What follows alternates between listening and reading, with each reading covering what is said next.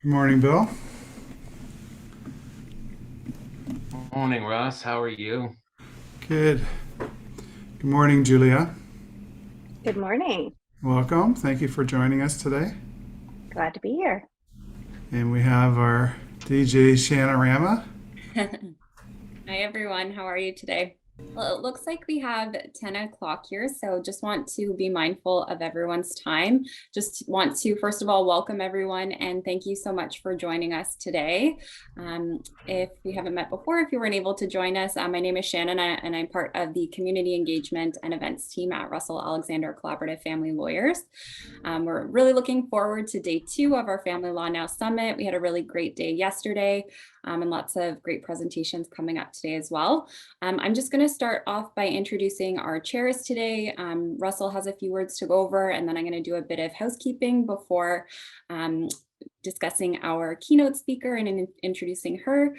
So I will start off by first introducing our chair. So today we have Bill Rogers, and Bill is a managing associate lawyer at our firm.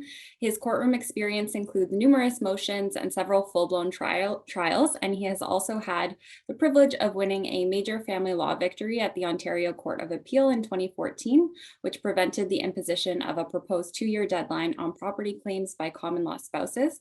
When he's not practicing law, he loves spending time playing music with his band Soul Custody. Next, we have Russell, and Russell is the founder and senior partner of Russell Alexander Collaborative Family Lawyers. With over 20 years of experience, Russell offers a wealth of knowledge and expertise in collaborative family law. He uses his experience with a client-focused approach by creating unique solutions for each of his clients to enable them and their families to move forward with their lives in a compassionate and collaborative manner. So now that you know a little bit more about our chairs today, I'm going to pass things over to Russell for some Thank words. you, Shannon. I'll be quick because I really am excited to listen to Julia's presentation today. Good morning, everyone. Thank you for joining us. Bill, how great were those speakers yesterday? It was fantastic. Yeah, I even learned some stuff. it was a great lineup. We've got a great lineup for today. Lots of advanced topics. Spousal support. Shannon's going to give you the details. It's been approved by the Law Society for CPD credits, so we got a full slate of CPD approved credits for programs for today. Just a quick note, we had a lot of requests yesterday to repost the links that we were posting throughout the day. You'll get show notes on each subject matter, which will have legislation, case law that we refer to. So that's going to be coming.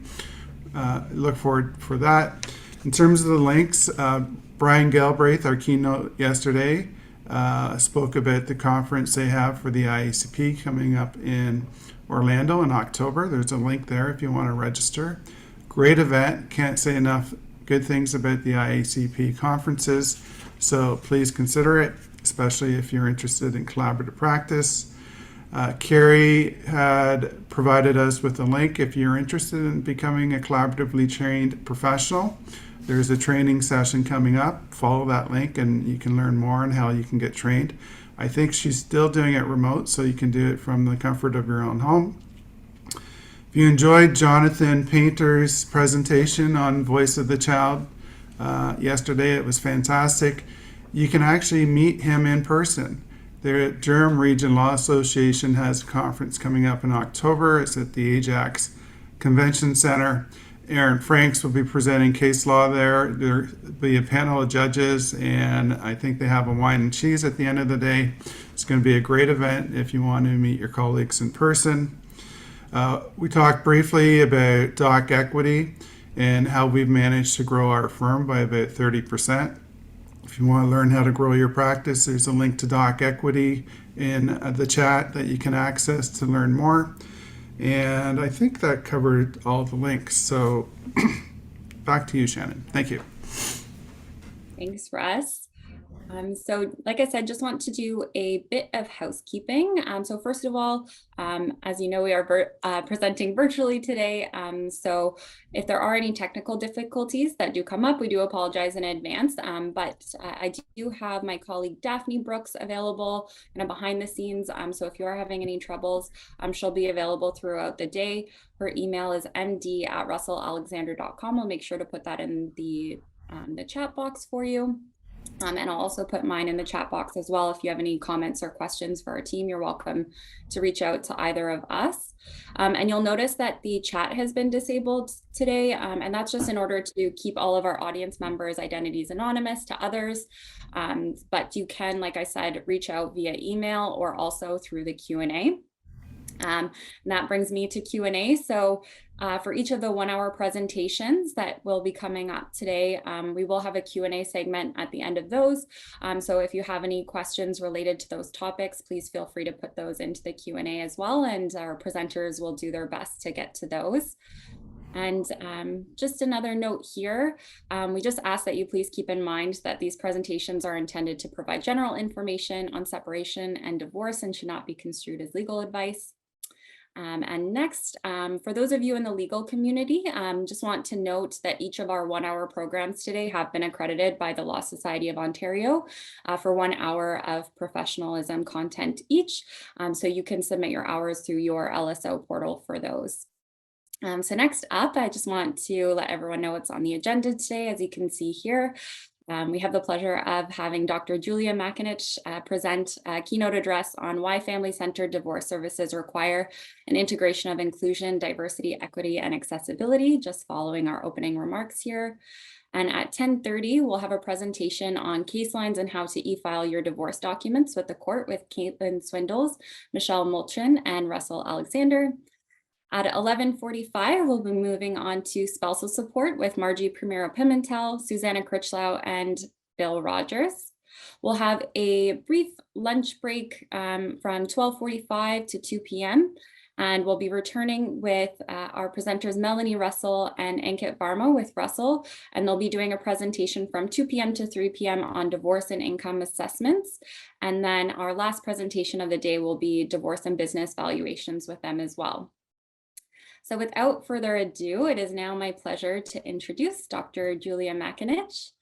So Julia practices in Nashville, Tennessee as a licensed clinical psychologist, collaborative divorce coach, and Rule 31 listed family mediator.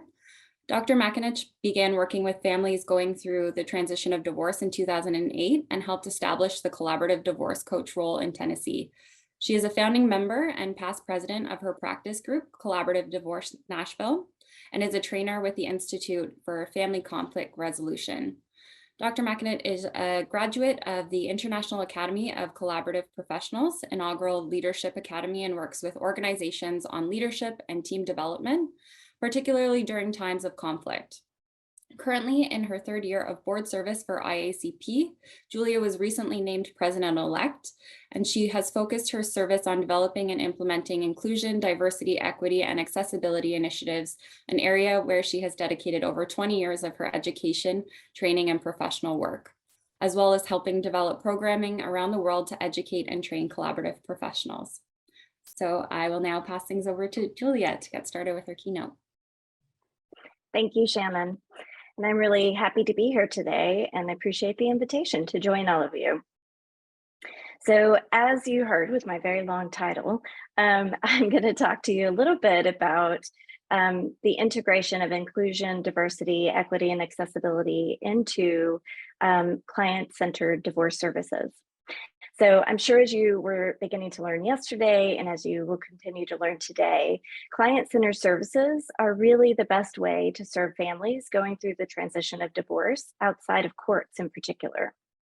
Through processes like collaborative divorce and mediation services, professionals are able to listen to their clients' needs and personalize their services to address the legal, financial, and emotional concerns of their clients to reach a mutually acceptable, durable agreement. All of this while empowering clients to have a voice in the process and making their own decisions for their family. But in order to truly learn and understand what informs our clients' interests, in other words, what their needs and priorities are, not just their positions for particular outcomes, we also need to be curious about who they are. And I don't just mean their experiences of their family, their children, finances, but also other parts of their identity that may inform how they approach the world, relationships, decision-making, career, parenting, their values, just to name a few things. One way we can do this as professionals is to educate ourselves and become aware of inclusion, diversity, equity, and accessibility, often called IDEA for short. Those are words that are used in a variety of contexts. So today I'm going to briefly explain what they mean in the context of client-centered divorce services. So inclusion is the act of creating environments in which any individual or group can be and feel welcomed, respected, represented, supported, and valued to fully participate. So how important is that, right? From the very first time we meet a client, that they can feel that sense of belonging or inclusion in our space. Many clients who are underrepresented by the divorce professionals who serve them are often scanning and looking for these types of clues for inclusion. A very common way that you might see this is demonstrated by statements about inclusion or symbols like the rainbow, which is a common one. You may see these oftentimes in storefront windows. These are initial signals that, hey, we understand that this is a space where all different types of people are going to feel welcome and affirmed and understood. So regardless of their racialized identity, ethnicity, nationality, gender identity, sexual orientation, socioeconomic status, religious and spiritual identity, ability, age, and so forth. There's lots of different areas of identity that can impact how any individual or group navigates the world. And it needs to go beyond just the statements and symbols by the professionals and their environments. It also needs to be reflected in the space. Sometimes this is through artwork, images, the materials, the documents that you're providing, intake forms. But most importantly, above and beyond all of that, your relational stance in which the professional takes with their client. It's going to communicate more powerfully than anything else a sense of inclusion if we approach our clients with questions to understand the intersectionality of their identity and what it means to them as an individual. So this can look like having questions about different parts of identity automatically reflected on initial paperwork. It also needs to be integrated into part of your conversation with the client from the outset of when you get to know them. So it's not an imposition from us onto them about what has to be important, but it's an invitation for them to share what is meaningful about who they are and what might be impacting their family. So none of us are immune from our social environment, meaning the historical context in which we're living, the historical context of our ancestors, the political environment, society, norms, expectations, all of those things. We're all impacted by that and internalize messages and experiences around it. So it's really important to better understand that part of your client's experience, as well as what's going on more immediately in their family. So by remaining humble and curious with our clients about our differences, we acknowledge that those differences are valuable to creating a rich relational environment. We value it, it's important. We also acknowledge that we aren't the experts of our client's experience, they are. This is the honoring of the diversity, the D in IDEA, that exists and includes all the ways in which people differ, encompassing the different characteristics that make one individual or group different from another, and also acknowledging that we may have a lot of similarities. When we learn to acknowledge that our differences exist in a way that honors who the client is and that they know more clearly what they need than we do, we create a space that allows them to more fully show up and create solutions for their family. We do not have to be the expert of all those differences. That's impossible. We need to just be able to acknowledge that they exist in an open and humble way. So another aspect of collaborative divorce and mediation processes that invites diversity is that in those contexts, it allows differences to exist without valuing one over the other. So we create an environment in those processes where there can be conflict and disagreement. It is a divorce after all, and that is part of what happens in the process. But we also acknowledge that people can experience the world very differently at the very same time, and that both can have a valid perspective, and that's integral into holding the space that honors and respects all those differences that can coexist. This tension of holding a both and approach, we are both different and both valid, models a relational space that we can apply to other areas of diversity that may be meaningful to our clients and families. So equitable is a term that gets used a lot in divorces. I learned that as a non-legal professional when I started doing this work. It gets used all the time in the legal system, at least in my area, and meaning that the outcomes are not necessarily always equal, right, but equitable. So it's when you take into consideration many factors to create a similar outcome for both clients. So from my perspective, the only way to truly determine what is equitable is also to consider equity, which is the E in idea, for clients, meaning identifying and attempting to eliminate barriers that have historically prevented the full participation of some individuals or groups or families when it comes to the solutions explored in the process for the family. So this may mean considering factors that are outside of the control of the family system, or maybe even what the courts would normally consider. Things like how accessible do the clients and their family have to the banking system and resources within the banking system? How might a gender pay gap be impacting the current circumstance of the family or future opportunities within the family? Does this family potentially face housing discrimination? So there's lots of variables that are systemic in nature that may be impacting the family based on who they are and how they walk through the world and that socio-political environment that I was speaking to. And it's very real for them and becomes very real obstacles at times to some of the solutions that we might explore or assume could work for them. So with this knowledge of any potential barriers that the family may be facing and attempting to come up with solutions, it increases the possibility of fair treatment. I know fairness can be a loaded term because it can be subjective, but fair treatment, access and opportunity, and advancement for everyone in the family, post-divorce in particular, thus resulting in more equitable decisions. I find that this area in particular, this idea of equity, is either energizing for professionals who do this work because they're already so solutions focused, they're ready to roll up their sleeves and try to do some problem solving, or it becomes overwhelming because it means considering things that are outside of our immediate influence, or they may not be typically considered within the legal system. So even if we're not able to come up with solutions within the process that helps the family address all of those barriers, simply by acknowledging that they exist and validating our client's experience will help them feel that their agreement is more reflective of their lived reality and further support a positive relationship with the professional team and hopefully even the other client, especially if they're going to be co-parents moving forward. So when we are exploring equity, we also need to consider accessibility, so the A in idea. What resources are needed for everyone to be able to participate in life in the ways that they would like to?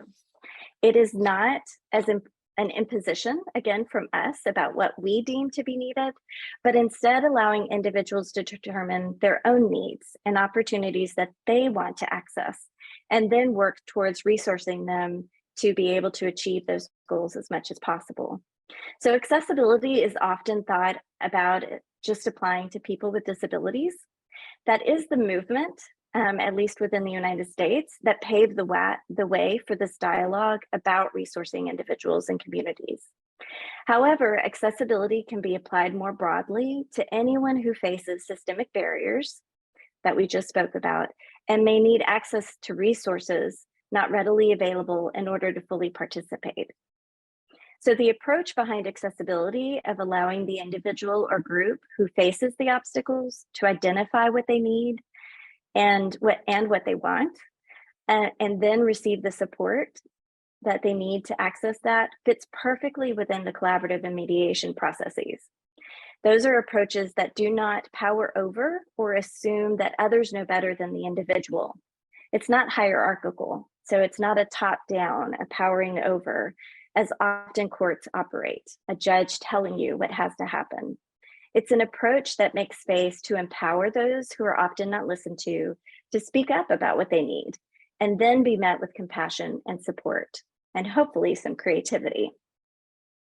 So IDEA is not just applicable to the outcomes of the divorce process and getting to know our clients, but also to the process itself, as you are likely beginning to piece together.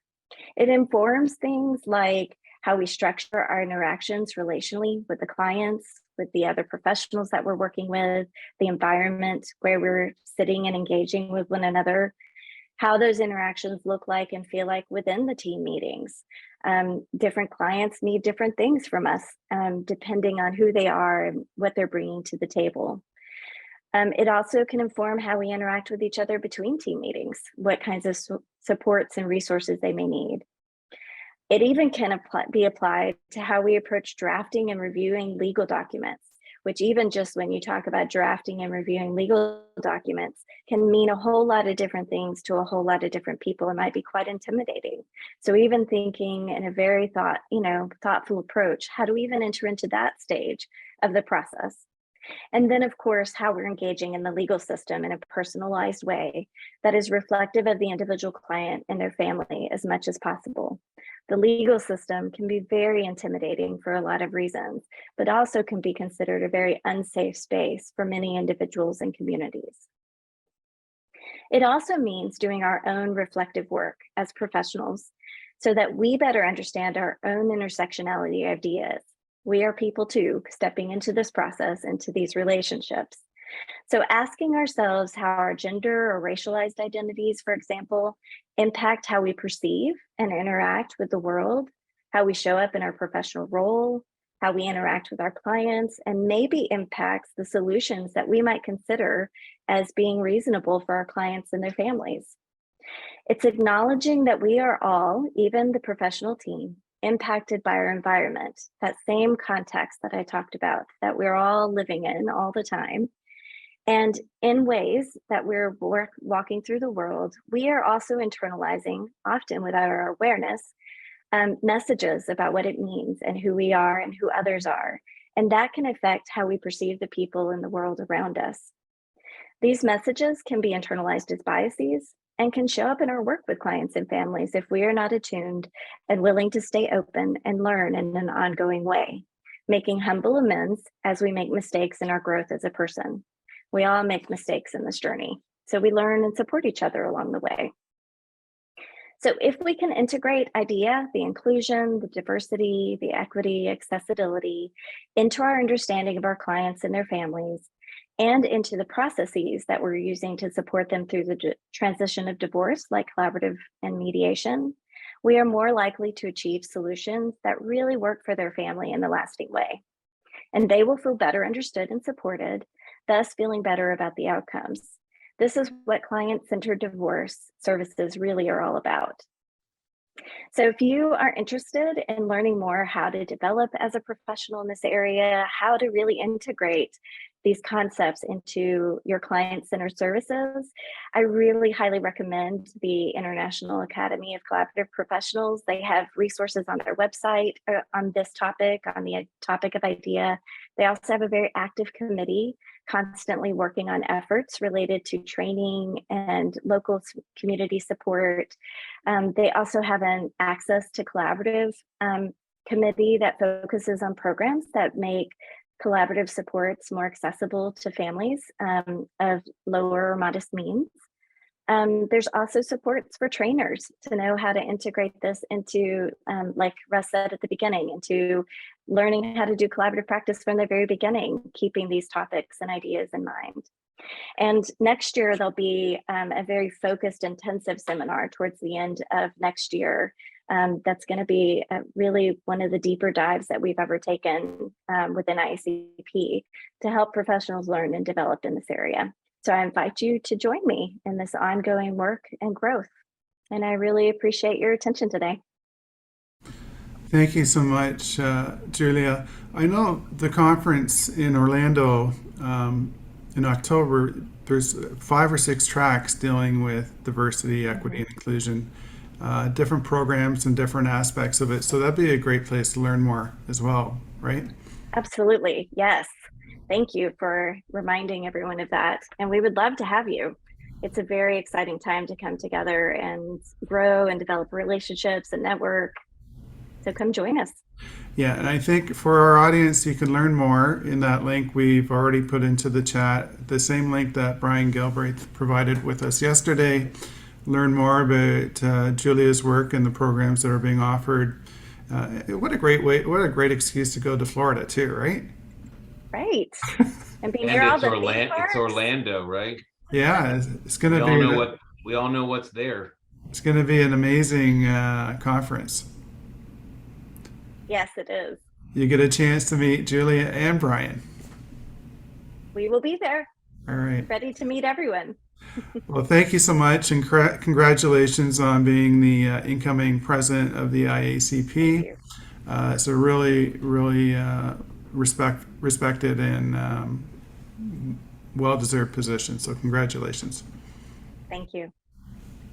Thank you again, Julia. It was really an honor having you here today. And thank you so much for sharing your knowledge and expertise in this area. It's a really important discussion. So we really appreciate you being here today. Thank you so much. So we will just be taking a brief pause, coming back in about 5 minutes for our presentation on case lines and how to e-file your divorce documents with the court. All right. You don't want to miss case lines. It's going to be a good one.